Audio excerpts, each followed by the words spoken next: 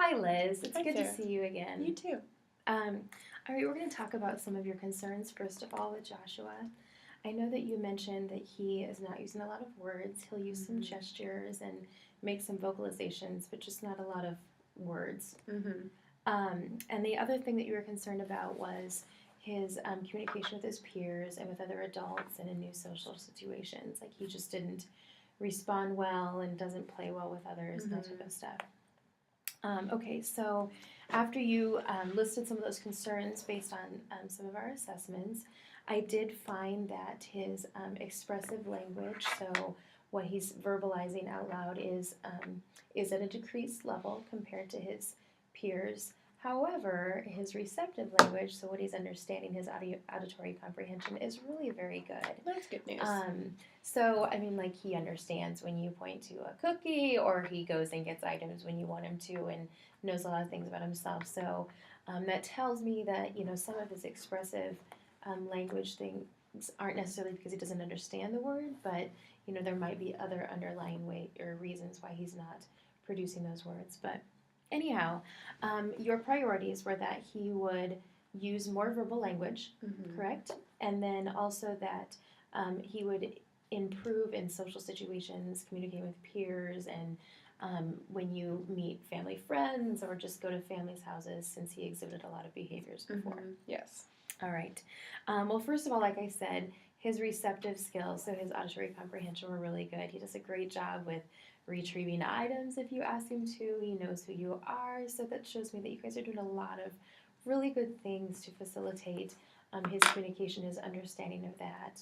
And a lot of his communication things, although partially maybe due to the cocaine exposure, the prenatal cocaine exposure, it could also just be because of a lot of the factors in his life, with being in the third foster home and experiencing neglect and all of that stuff. It's pretty hard on a kiddo. He's had a hard time. Yeah, so you guys are doing a great job of just loving on him and encouraging his language and just offering a caring home that, like, I can see a lot of languages being used. You guys are, offering a lot of affection towards him, but you're also, pulling back when you see that he, needs his space. So there's a lot of really, really good things happening.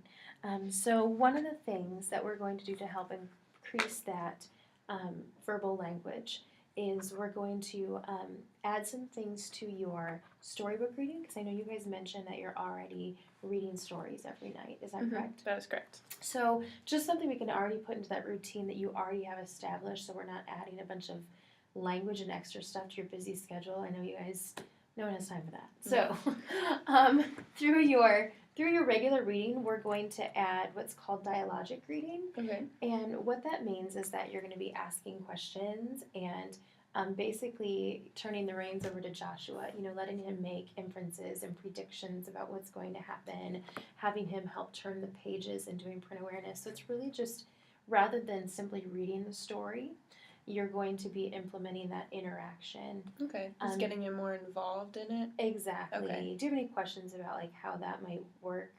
No, I think that'd be helpful because he just has like a hard time sitting still when I'm reading to him, but getting him more involved in the process might be helpful. So, like, if you were reading The Three Little Pigs and you're on the house with the straw, you could say, oh my goodness, Joshua, what do you think's going to happen next? And then, provide that wait time and allow him to think about it before he responds. And then, go ahead and turn the page or have him help turn the page. Just some little things that show, you're really interested. And, part of that too could be, continuing to provide that eye contact when he's saying that. And the reading's also going to help form that attachment. You guys have an activity that you're doing together, so that should help with that as well. Okay. And one other verbal strategy that I'm going to kind of teach you, I have a handout for you, and also going to talk to you about it more in a couple later sections. But during your regular meal time, I know that you guys said that about once a day you have a meal together. Try to add more communication during that, and not just, you do a lot of imitating and asking him to model you, which is great. That is great foundational for building. There's another strategy called turnabouts, where when he does respond, then you turn about and offer a response and usually a question. And so that just facilitates the back and forth communication. Mm-hmm. So, like I said, I have a handout for you, and we'll work on some more examples within the therapy session when Joshua's here, just so I can kind of demonstrate and have you guys practice a little bit. Okay. But it's just more of a back and forth interaction. And like I said, that turnabout or that asking questions allows him then to give you more feedback. So it kind of just keeps it going. So. Okay. And then I know that you mentioned with his social skills and stuff and with peer communications and especially new situations, it's particularly stressful for him and for you. A lot of behaviors. Yeah, so screaming and crying and throwing the stuff. other things that you noted. Yeah. So one of the ways that we're going to try and work on that is through what's called a social story. Okay. And what social stories are stories constructed for that child to help them prepare and anticipate for future events. So like going to the grocery store or going to the park or something else. Does that kind of make sense? Yeah. Are these are they like generic stories, or are these like personally applicable to Joshua? They could be both. Okay. There are some books that I can show you. I'll show you some of those resources that we have that are generic, more like we're going to the park, we're eating dinner, we're going to the grocery store.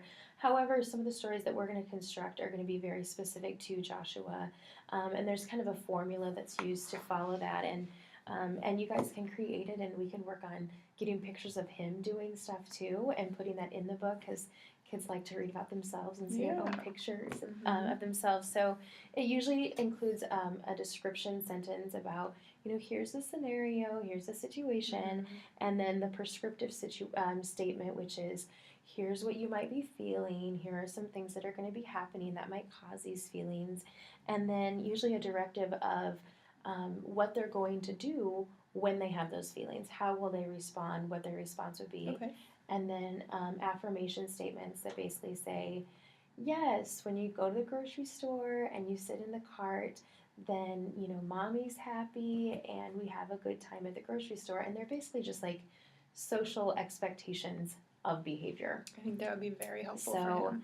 And I really feel like this might be a good idea for him. I know, in the play, through the play observation that we had last week, I did take some tally marks and noted about 60% of his interactions were inappropriate. Yes. The screaming and whatever compared to appropriate interactions. So I'm hoping that just gives him more of a foundation of, how should I respond and helps him anticipate. And, part of this could have been because he hadn't met me. And I know that you said he doesn't respond well to new situations. So yeah. Hopefully that will help with this. Great. So, do you have any other questions? No, I don't think so. Great. Well, you guys are doing such a great job, so I'm excited to hit the ground running and work with Joshua. Yeah, I'm excited to get started. Thanks.